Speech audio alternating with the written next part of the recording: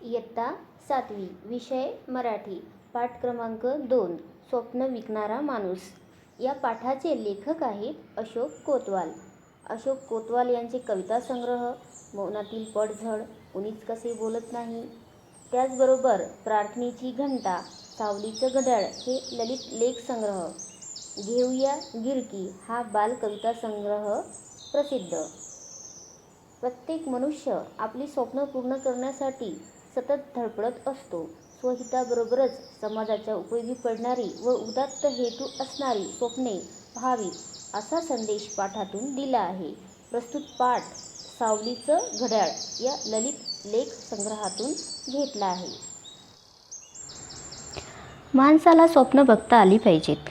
नुसतीच बघता आली पाहिजेत असं नाही, तर ती पूर्ण कशी होतील याचा विचार करता आला पाहिजे. असं आपणच नाही तर आपल्यापेक्षा श्रेष्ठ असे सगळेच लोक म्हणत असतात. आता स्वप्नही निर्माण करावी लागतात की ती उत्पन्न होतात हे आपल्याला माहीत नाही. स्वप्नाविषयी लोक काय काय बोलतात. कुणी तर स्वप्नांना भलतंच तुच्छ लेखतात. भलती सलती स्वप्न पाहू नकोस असा सल्लाही देतात. माझं तर म्हणणं असं आहे, लेखकाचं म्हणणं असं आहे, लेखक म्हणतात, ज्याला स्वप्न बघता येत नाही तो माणूसच नाही. जे स्वप्न आपल्याला समृद्ध करतं, समृद्ध म्हणजे धनी, संपन्न, ते बघण्यासाठी संवेदनशील मन असावं लागतं. ज्यांच्याकडे असं तीव्र संवेदनशील मन असतं ती माणसं आपल्या स्वप्नपूर्तीसाठी वाटेल ते करतात. इतरांपासून आपल्याला वेगळं करतात. स्वतः काहीतरी आदर्श बनवून ते वावरतात, नाहीतर इतरांना आदर्श बनवतात. पण अशा संवेदनशीलतेचा अभाव म्हणजे कमतरता. माणसं अंधांतरीच तरंगत राहतात. न धड इकडे न धड तिकडे अशीच त्यांची अवस्था असते. लोक तिलाच स्वप्नाळू वृत्ती म्हणत असावेत.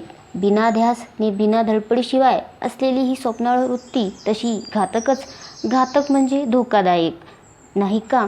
बिना ध्यास नि बिना धडपडीशिवाय असलेली ही स्वप्नाळू वृत्ती तशी घातकच नाही का?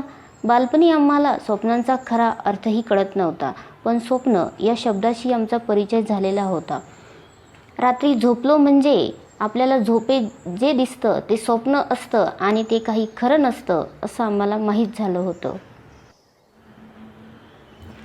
आमच्या लहानपणी कोणे एका गावाकडून एक स्वप्न विकणारा माणूस घोड्यावर बसून आमच्या गावाकडे यायचा. लेखकाच्या लहानपणी लेखक सांगतात, त्यांच्या गावात स्वप्न विकणारा माणूस घोड्यावर बसून यायचा. त्याच्या घोड्याचा टबडक आवाज आला की आम्ही आवाजाच्या दिशेने धावत जायचो. त्याच्या घोड्याचा आवाज कसा यायचा? टबडक. आमचं आकर्षण घोडा बघणं हेच असायचं. पण घोड्यासोबत मिशीतल्या मिशीत असणाऱ्या त्या माणसालाही बघणं व्हायचं. तलम रेशमी धोतर, त्यावर तसा जरीचा सैलसर कुडता, डोक्याला लाल पांढरा फेटा, डोळ्यावर चष्मा, पायात चांबडी बूट, गव्हाळ रंगाचा झुपकेदार मिशा असलेला हा माणूस होताही तसाच धिप्पाड. म्हणजे लेखकाने त्यांच्या गावात जो स्वप्न विकणारा माणूस यायचा त्याचं वर्णन केलं आहे. तो गव्हाळ रंगाचा होता आणि त्यांनी तलम रेशमी धोतर घातलेलं होतं. त्यावर त्याचा कुडता जो आहे तो जरीचा सैलसर कुडता होता. डोक्याला लाल पांढरा फेटा होता, डोळ्यावर चष्मा आणि पायामध्ये चांबडी बूट, गव्हाळ वर्ण त्याचा आणि झुपकेदार मिशा होत्या आणि उंचच्या उंच धिप्पाड तो व्यक्ती होता. असं वर्णन लेखकाने त्या स्वप्न विकणाऱ्या माणसाचं केलं आहे. या स्वप्न विकणाऱ्या माणसाची आम्हाला गंमतच वाटायची, शिवाय कुतूहल पण. त्यानं घोड्याच्या पाठीवर ठेवलेल्या मखमली कापडातल्या गाठोड्याकडे आम्ही कुतूहलानं बघायचो. हा माणूस आमच्या गावच्या पिंपळाच्या पारावर थांबायचा. पाराला असलेल्या लोखंडी कडीला आपला घोडा थांबायचा. लेखकाच्या गावात येणारा तो माणूस पिंपळाच्या पारावर थांबायचा आणि पाराला जी लोखंडी कडी होती तिथे आपला घोडा बांधायचा. घोड्याच्या पाठीवर आणलेलं मखमली कापडातलं गाठोडं जवळ घेऊन चांबडी पिशवीतलं पाणी घटाघटा प्यायचा आणि मग ऐटीत झाडाच्या पारावर बसायचा. तेव्हा त्याच्याभोवती माणसांचा गराडा पडे. त्यांनी आपल्या ज्या गाठोड्यामध्ये एक चांबडी पिशवी त्याच्याकडे असायची, त्याच्यामध्ये तो पाणी आणायचा पिण्यासाठी आणि तो घटाघटा प्यायचा आणि मग झाडाच्या पारावर तिथे ऐटीत बसायचा आणि तो तिथे बसल्यानंतर त्याच्या भोवती लोकांची प्रचंड प्रमाणात गर्दी जमत असे. त्यानं आजवर घोड्यावरून खूप प्रवास केलेला होता. कित्येक प्रदेश पाहिले होते. त्या माणसानं घोड्यावरून खूप प्रवास केलेला होता आणि कित्येक प्रदेश पाहिले होते. कित्येक डोंगरदऱ्या तुडवल्या होत्या. भिन्न स्वभावाची आणि भिन्न संस्कृतीची माणसं पाहिली होती. त्यामुळे त्याच्याकडे बोलण्यासारखं खूप काही असायचं.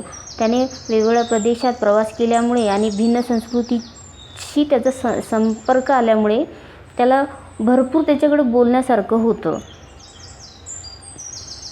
त्यानं अनुभवलेलं समृद्ध विश्व तो वेगवेगळ्या किस्स्यांनी रंगवून फुलवून सांगायचा.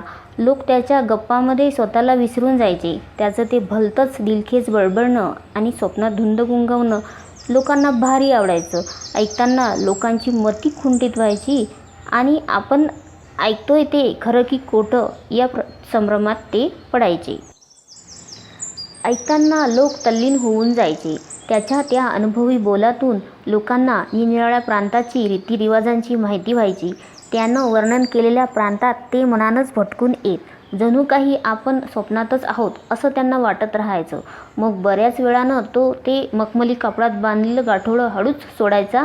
त्यात काजू, बदाम, किसमिस, वेलदोडे, सुपारी, खारीक, खोबरं वगैरे असायचं. नाही म्हटलं तरी लोक घासाघीस करून छटाक पावशेर विकत घ्यायचेच. कधीकधी तो गाठोड्यातला खाऊ सगळ्या टिंगू मुलांना मोठमोठ वाटून द्यायचा. आम्हीही त्याच्यावर भलतेच खुश व्हायचो. तो निघून गेल्यावर मग लोक म्हणत, हा बडबड्या आला की आपल्यात तरतरी पेरून जातो. तरतरी म्हणजे उत्साह. त्याच्या बोलण्यानं जगाची ओळख झाल्यासारखं वाटतं. आपलं दुःख काही काळापुरतं का होईना विसरल्यासारखं होतं. गोड गोड बोलून तो जसं त्याचं स्वप्नच आपल्या डोळ्यात उतरवून जातो. पुढे मग लोक त्याला सपन विक्याच म्हणू लागले. त्यालाही त्याचं काहीच वाटेना. तोही मग गमतीनं सपन घ्या सपन म्हणतच गावात शिरायचा आणि लोकांना रिझवून सुकामेवा विकायचा. काय झालं कळलंच नाही. पण अचानकच सपन विक्या गावात यायचा बंद झाला. आम्ही रोज त्याची आतुरतेनं वाट